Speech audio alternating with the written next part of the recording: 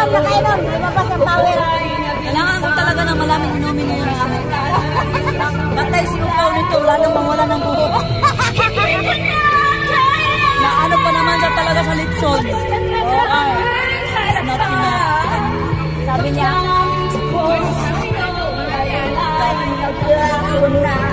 Karuman na!